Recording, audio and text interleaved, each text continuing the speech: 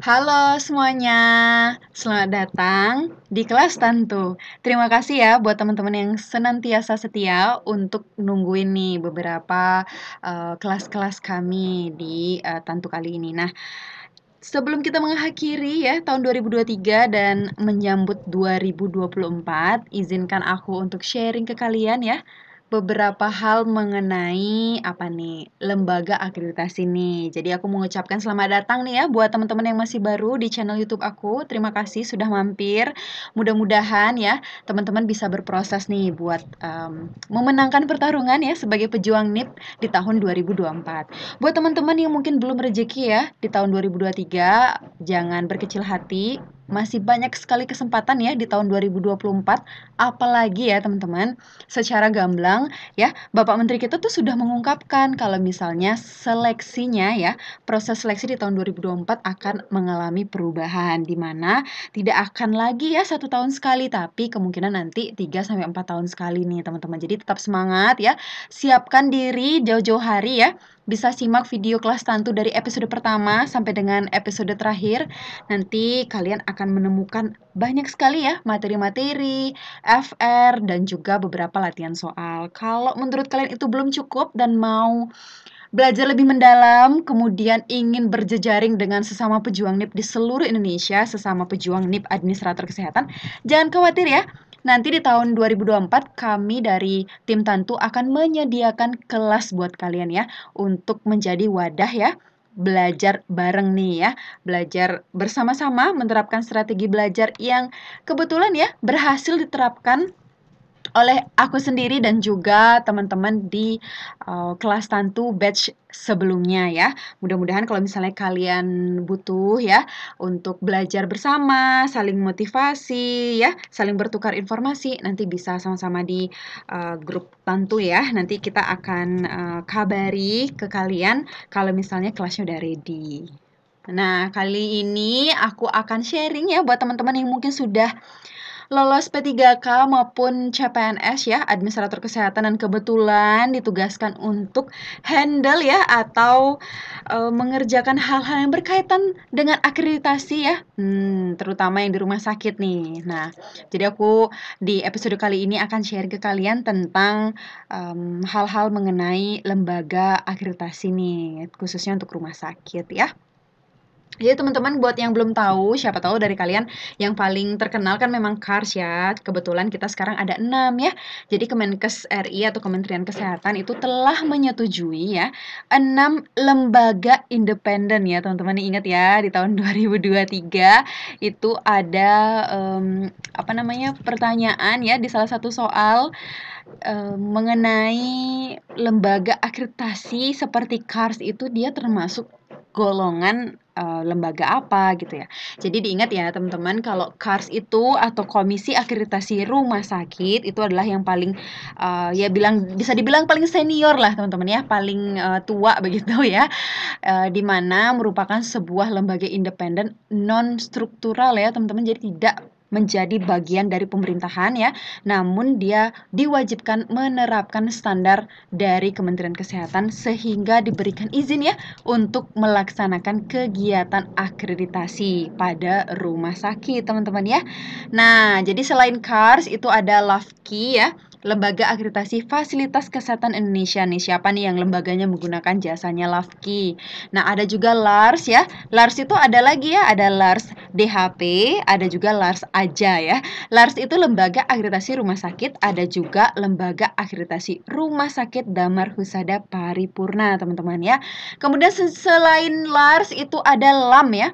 LAM KPRS, Lembaga Akreditasi Mutu Keselamatan Pasien RS. Kemudian ada juga LARSI, yaitu Lembaga Akreditasi Rumah Sakit Indonesia. Jadi selain KARS nih buat teman-teman yang bekerja di rumah sakit ya, sama seperti aku sendiri ya, yang saat ini bekerja di rumah sakit, kalau misalnya kalian ya ke depannya ditunjuk atau diberikan tanggung jawab untuk menentukan lembaga akreditasi atau mengusulkannya, kalian bisa nih ya.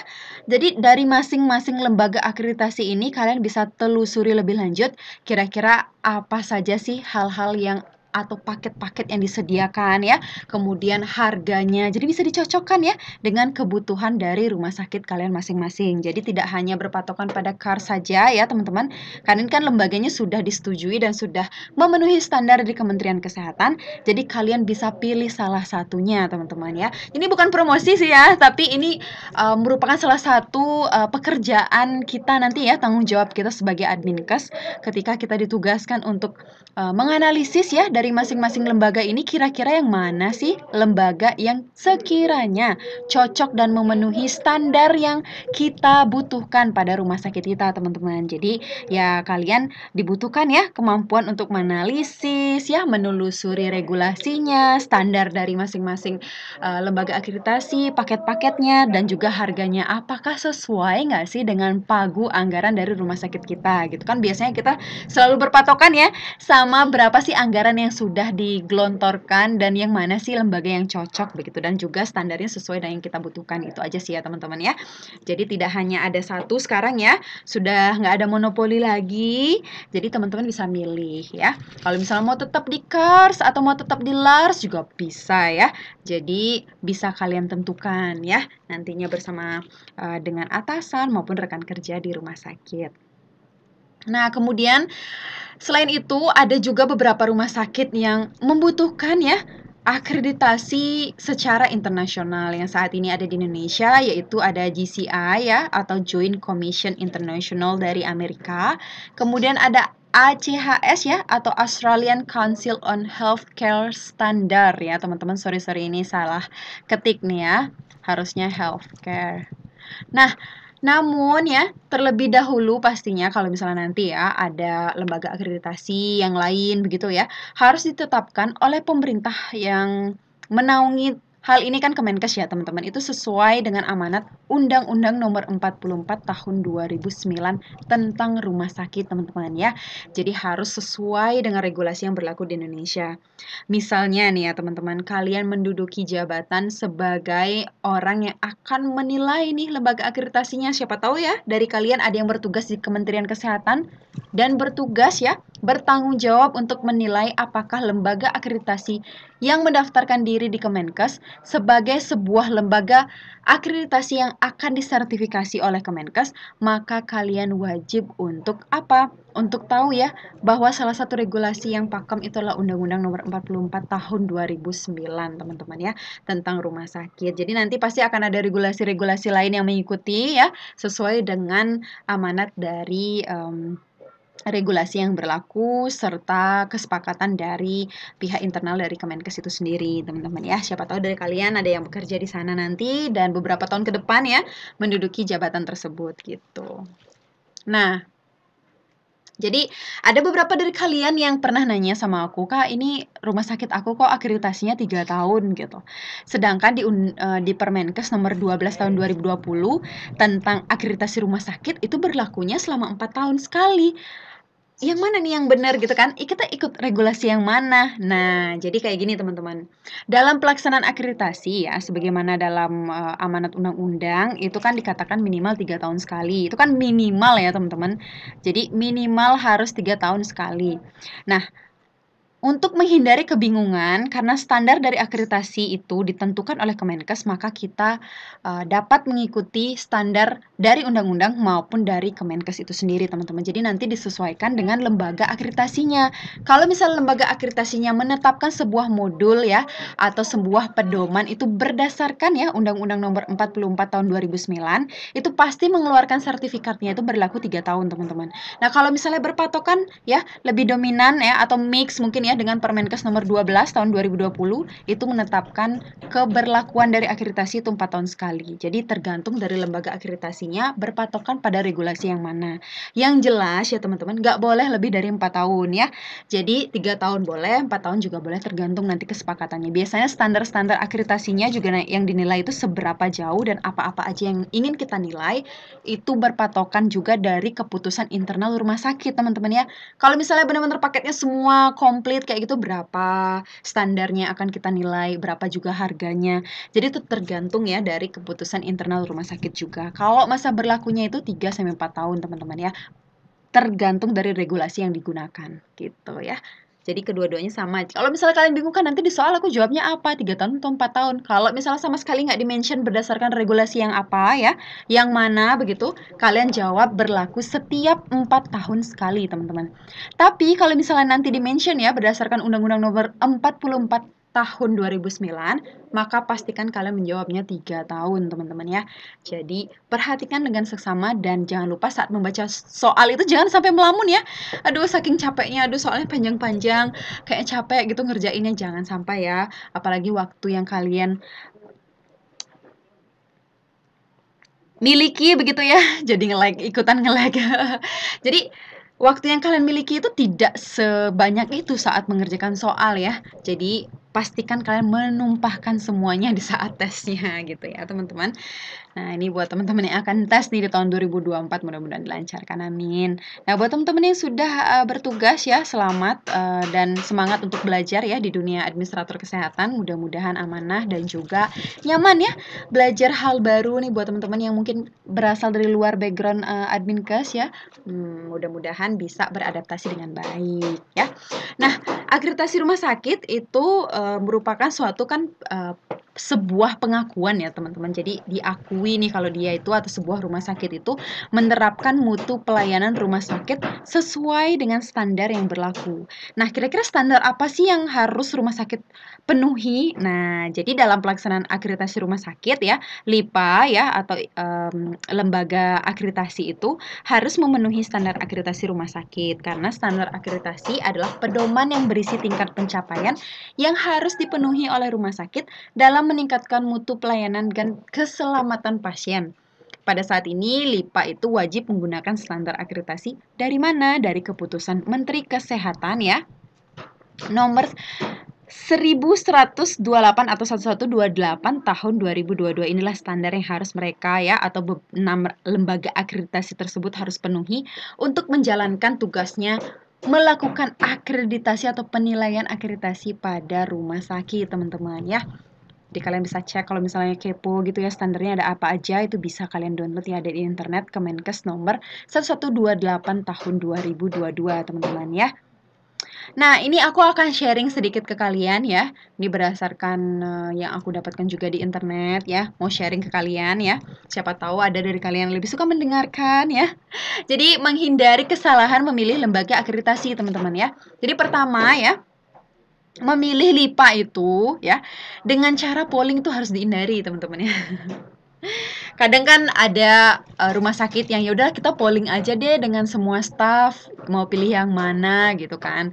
Jadi biasanya sih suara-suara yang masuk kadang asal-asalan, sekedar ngisi, nggak tahu LIPA yang kredibel, yang profesional itu belum tentu semuanya paham, teman-teman ya. Apalagi mungkin ya dari pokja-pokja dari rumah sakit kan yang terlibat hanya beberapa ya, belum semua yang benar-benar dilibatkan dalam proses akreditasi secara langsung gitu ya. Biasanya kan penyiapan dokumen kayak gitu terlibat, namun secara langsung mengetahui tentang lembaga akreditasi itu biasanya hanya segelintir orang saja. Biasanya di bagian manajemennya atau orang-orang pelayanan yang memang sentralnya begitu ya. Jadi sebenarnya polling ini kurang efektif, teman-teman. Jadi buat teman-teman nanti yang bertugas ya diberikan tanggung jawab untuk menentukan lembaga akreditasi ya, disarankan untuk tidak menggunakan sistem polling ini, teman-teman. Walaupun kelihatannya seperti adanya unsur keadilan ya, jadi semua suara kita tampung, namun ada beberapa metode yang memang tidak efektif diterapkan polling ya. Takutnya ini hasal-hasalan atau sekedar memilih ya.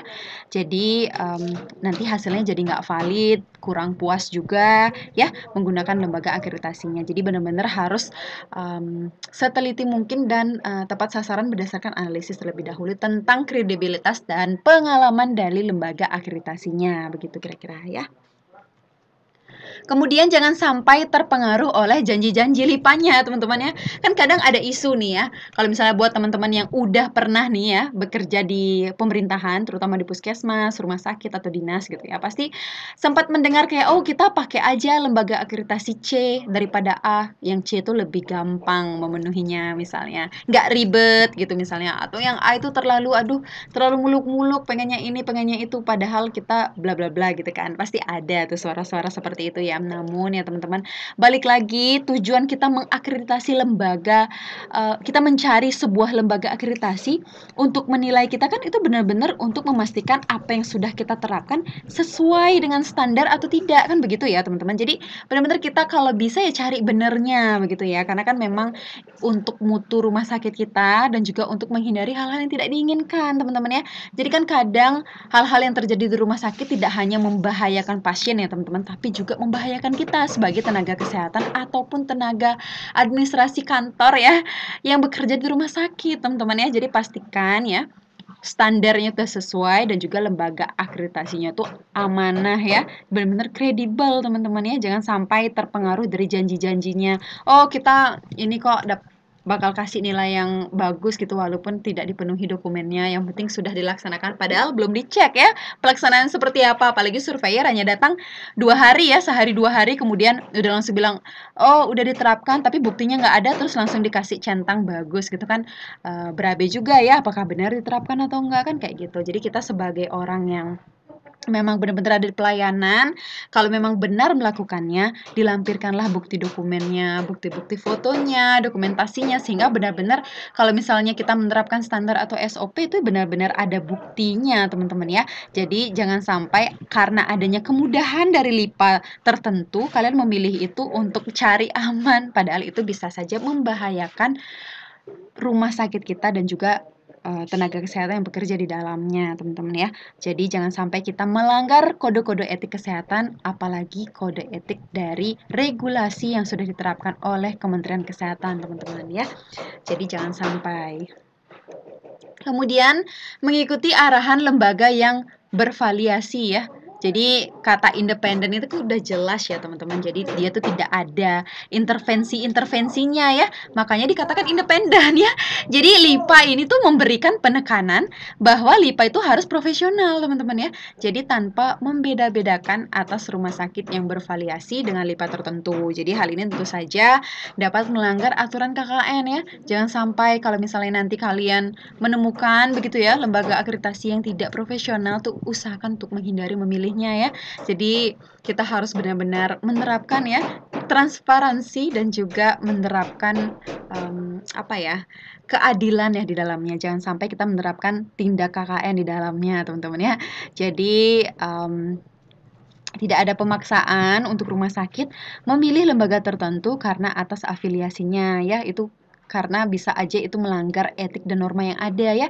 Jadi semestinya pemerintah mengatur hal ini agar tidak terjadi ya pemilihan LIPA atas paksaan baik secara halus maupun secara terang-terangan ya. Oh, pilih ini. Nanti kalau kalian pilih ini saya kasih dana tambahan nih buat rumah sakit A gitu misalnya. Itu kalau bisa dihindari dan pimpinan rumah sakit harusnya bisa secara bijak ya menyikapi afiliasi yang mungkin saja merugikan satu atau lain pihak ya ke depannya gitu ya. Kalau bisa benar-benar secara independen kita menghindari ya intervensi-intervensi yang merugikan salah satu ya antara hubungan lembaga akreditasi dengan rumah sakit itu sendiri.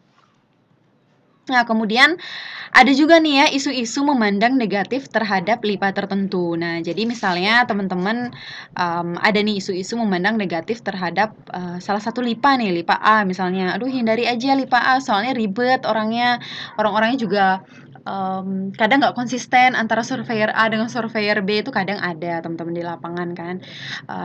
Namun ya hal yang harus kita jadikan patokan tuh bukan hanya surveyornya itu sendiri ya teman-teman. Kita kan kadang di rumah sakit juga punya surveyor internal ya teman-teman. Jadi surveyor internal ini juga sekiranya dapat memahami standar akreditasi yang memang kita terapkan di rumah sakit. Nah itu berdasarkan standar yang sudah diterapkan oleh Kemenkes bahwa rumah sakit itu harus menerapkan A sampai Z misalnya. Jadi kita sebagai tenaga kesehatan yang bekerja di rumah sakit, kita harusnya udah tahu ya kira-kira apa aja sih yang harus kita terapkan sesuai dengan standar, sesuai dengan SOP, sesuai dengan regulasi yang berlaku. Sehingga ketika kita dinilai oleh lembaga akreditasi manapun ya teman-teman, itu tetap saja yang dinilai adalah apa yang sudah kita lakukan, apakah sudah sesuai dengan standar atau tidak. Jadi ketika kita sudah memenuhi standarnya, maka siapapun lembaga akreditasi yang kita pilih, itu akan tetap memberikan nilai yang sesuai dengan apa yang sudah kita terapkan atau implementasikan di lapangan, teman-teman. Jadi memang keputusan-keputusan itu memang sesuai dengan kenyataannya. Jadi kalau misalnya memang tidak sesuai dengan standar kita lakukan, ya tidak mengherankan kalau misalnya surveyor memberikan nilai yang kurang terhadap, apa yang sudah kita lakukan gitu. Jadi jangan sampai ketika kita mendapatkan nilai jelek begitu ya, kita langsung cap negatif lembaga akreditasinya ya, karena memang, bisa saja standarnya tidak kita penuhi begitu. Jadi hindari ya memandang negatif salah satu lembaga akreditasi, karena lembaganya sudah diakreditasi, sudah dinilai ya berdasarkan standar dari Kementerian Kesehatan. Jadi ya harapannya ya, dan mudah-mudahan sudah diterapkan juga ya oleh lembaga akreditasi itu, sesuai dengan apa yang menjadi amanat dari Kementerian Kesehatan gitu, benar-benar independen dan melakukan penilaian sesuai dengan standar ya. Kemudian berprasangka buruk nih hampir sama sih dengan yang tadi ya teman-teman. Itu kita perlu hindari, kita juga jangan sampai menghasut ya teman-teman kita di rumah sakit untuk tidak memilih salah satu lembaga akreditasi karena alasan tertentu ya. Karena kita ingin berafiliasi dengan lembaga lain gitu misalnya, itu harus dihindari ya. Harus independen dan juga kita berdasarkan kualitasnya. Kalau misalnya memang dia kredibel dibandingkan lembaga lain, ya kita harus mencantumkan alasan. Apa sih? Kita mapping ya, kelebihan misalnya, kelebihan lembaga A dengan lembaga C. Sehingga kita memilih lembaga A misalnya, oh kelebihannya ini, harganya cocok nih dengan rumah sakit sesuai dengan standar yang kita butuhkan juga begitu. Jadi hindari hal-hal yang mungkin dapat menimbulkan persepsi ganda ya. Jadi ini hal-hal yang, ya namanya juga salah satu dalam tanda kutip berdagang dan menawarkan jasa kan teman-teman. Jadi pasti ada persaingan di dalamnya ya untuk merebut pasar istilahnya dan menghindari monopoli gitu misalnya. Jadi ini hal yang biasa ya dalam, menerapkan suatu penawaran jasa di pasar ya. Jadi ini sama aja sih sebenarnya ketika kita menerapkan proses bisnis yang lain juga hampir mirip ya, sehingga prasangka-prasangka ini mungkin saja ada ya, namun jangan sampai, menimbulkan, hal-hal yang tidak kita inginkan ke depannya ya. Jadi kita sama-sama belajar ya, misalnya kita pertama di, 4 tahun yang lalu kita gunakan lembaga akreditasi A misalnya, kemudian kita pengen, menggunakan akreditasi lembaga akreditasi B misalnya di tahun ini gitu. Ya kita bisa bandingkan, oh memang benar, kita lebih cocok gitu kan. Kan kecocokan juga berdasarkan apa yang sudah kita, terima dari lembaga akreditasi tersebut kan, dari jasa yang ditawarkan sehingga kita bisa membandingkan. Atau enggak kalau misalnya belum sama sekali menggunakan lembaga akreditasi, kita bisa bandingkan dari pengalaman rumah sakit lain ataupun dari dokumen-dokumen, profilnya lembaga akreditasi, pengalamannya juga, dan juga kredibilitasnya dalam atau pengalamannya dalam melakukan akreditasi ya. Mungkin saja orang-orang yang ada di dalamnya, pengalaman surveyornya, dan juga sesuai dengan kebutuhan rumah sakit. Itu aja sih teman-teman ya, berdasarkan pengalaman aku, ini kan sharing aja sih. Kemudian ya, jangan sampai pimpinan RS itu takut terhadap tekanan dari luar. Tuh biasanya ya mungkin ada ya, mudah-mudahan nggak pernah kalian rasakan ini ya, tapi kan kadang, ada tekanan-tekanan dari luar yang mengharuskan kalian memilih salah satu lembaga akreditasi tertentu tuh. Kalau bisa ya seindependen mungkin berdasarkan kebutuhan rumah sakit dan juga kesepakatan bersama dari pihak internal rumah sakit ya teman-teman. Jadi hindari intervensi dari luar, hindari tekanan dari luar, yang sebisa mungkin kita benar-benar melaksanakan akreditasi untuk kepentingan pasien dan juga, nakes kita yang ada di internal teman-teman, ya. Kemudian, hindari juga untuk mendengarkan isu mencari kemudahan ya, dan akhirnya kita mengabaikan mutu rumah sakit. Seperti yang aku sharing sebelumnya ya, kalau misalnya kita, benar-benar tujuan kita akreditasi kan untuk menentukan, kita menjalankan pelayanan sesuai dengan mutu dan keselamatan pasien. Tidak hanya untuk pasien itu sendiri, tapi juga untuk tenaga kesehatan di dalamnya. Sehingga standar akreditasi itu benar-benar kita terapkan secara runut dan juga berkala secara terus-menerus, walaupun dinilai, walaupun tidak ya, akreditasi kita benar-benar melengkapinya, benar-benar melaksanakannya sesuai dengan standar. Maka teman-teman ya, kita itu akan aman ya, siapapun lembaga akreditasinya pasti akan sama. Karena apa? Patokan mereka juga sama ya, standar akreditasi. Kadang memang ya harus kita akui di lapangan ada 1-2 hal yang mungkin ke-skip atau enggak karena menjadi suatu kebiasaan sehingga terkesan membosankan jadinya ya ke-skip gitu. Misalnya mengisi beberapa dokumen, kadang tanda tangan atau bukti fotonya ke-skip. Itu mungkin saja terjadi, namun ya usahakan ya dalam, hal melaksanakan tugas ya setiap harinya kita langsung checking ya setiap triwulan, setiap bulannya juga gitu. Mengecek hal-hal hal-hal yang memang sesuai dengan apa yang harusnya kita lakukan berdasarkan balik lagi ya standar, SOP dan juga regulasi yang berlaku.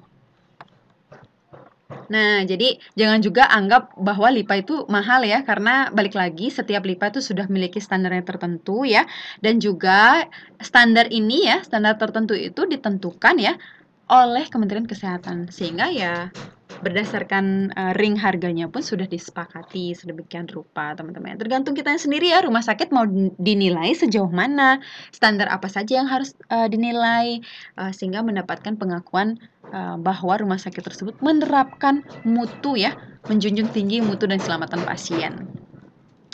Nah, mungkin segitu dulu sharing aku ya. Kalau misalnya buat teman-teman yang akan mengikuti tes di tahun 2024 dan udah pada nanya ini, "Kak, kapan sih kelasnya open lagi? Aku mau daftar dong." Kan kadang-kadang ada yang nanya kayak gitu. Terus banyak juga yang DM aku, "Kapan Kak bukunya rilis? Aku mau belajar lebih awal nih sebelum nanti aku ikut bimbel Kakak." Sehingga pas waktu ikut bimbel nanti bisa langsung nanya hal-hal yang belum dipahami atau enggak langsung to the point gitu, mau nanya tentang hal-hal terkait pengalaman tes di tahun sebelumnya dan juga banyak-banyak latihan soal misalnya. Jadi kalian mau mulai dulu nih dari belajar lewat bukunya Tantu nih. Jadi bukunya akan coming soon ya teman-teman.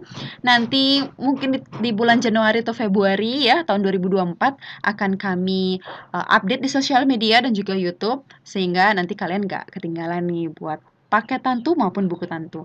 Nanti kita akan berusaha menyediakan ya ruang belajar untuk kalian untuk mempersiapkan diri secara maksimal. Nah, buat kalian yang masih penasaran ya terhadap Tantu begitu ya, apa aja yang kita sediakan dan apa saja yang kita kerjakan di tahun 2023, itu kalian bisa cek di lamannya Tantu ya, itu @Tantu Hub _ Jadi kalian bisa cek di Instagram kami, dan kalau misalnya ada pertanyaan Instagram. Kalau misalnya ada pertanyaan nanti kalian bisa DM admin kami maupun bisa hubungi admin kami lewat WhatsApp ya. Terima kasih teman-teman atas partisipasinya. Kembali lagi, aku tidak bosan mengingatkan bahwa there are no cut to any place worth going. Kalau misalnya kalian benar-benar ingin menjadi seorang ASN, mencapai tujuan dan cita-cita kalian, kalian harus berproses di dalamnya teman-teman. Jadi nggak ada jalan pintasnya ya, jangan percaya sama janji-janji manis ya. Apalagi semuanya sekarang udah CAT teman-teman, segala kecurangan itu bisa aja di blow up sedemikian rupa, viral, dan kalian di blacklist. Jangan sampai ya teman-teman, hindari hal-hal kecurangan tersebut ya. Kita berada di jalan yang benar, percaya deh teman-teman ya, ikutin aja ya kelas Tantu. Jadi promosi, kalian pasti lolos. Kalau kalian bersungguh-sungguh, aku yakin ya, one shot kalian pasti lolos. Oke, mungkin segitu dulu sharing dari aku ya teman-teman. Mudah-mudahan bermanfaat. Kali ini aku sharing ringan-ringan aja. Nanti kedepannya juga aku akan sharing beberapa hal mengenai administrator kesehatan dan juga pekerjaan aku sehari-hari sebagai admin kes. Dan mudah-mudahan menjadi gambaran buat kalian ya, teman-teman yang akan dan mau memilih formasi atau pekerjaan sebagai administrator kesehatan nih teman-teman ya. Jangan lupa ya, jangan pernah menyerah teman-teman ya, jangan pernah putus asa. Gagal sekali dua kali itu wajar ya. Jangan sampai kita terus-terusan ya merenung, menyesali apa yang sudah berlalu begitu ya. Move on ya. Kita ulang lagi strategi belajarnya tahun 2024, dan kesempatan yang sudah hadir ya di depan kita itu jangan sampai ditinggalkan begitu saja ya. Diambil kesempatannya, kita coba lakukan yang terbaik, hasilnya serahkan kepada yang di atas ya. Oke, mungkin segitu dulu teman-teman ya. Jangan lupa ya buat subscribe channel YouTube aku supaya makin berkembang ya ke depannya. Mudah-mudahan bisa lebih banyak lagi sharing tentang hal-hal mengenai administrator kesehatan dan dunia per ASN-an, dan bisa bermanfaat buat teman-teman kita sesama pejuang NIP teman-teman ya. Sebagai sesama pejuang NIP, dan aku pernah merasakan dulu, aku tahu ini hal yang tidak mudah untuk dijalani, dan mudah-mudahan dengan hadirnya teman Tantu bisa saling sharing kita ya, saling berbagi informasi dan juga saling memotivasi. Oke, mungkin segitu dulu ya. Jangan lupa like video ini, bisa share juga ke teman kalian, dan rekomendasikan ya, jangan lupa Tantu kepada teman-teman kalian. Terima kasih semuanya. Sampai jumpa di kelas Tantu selanjutnya.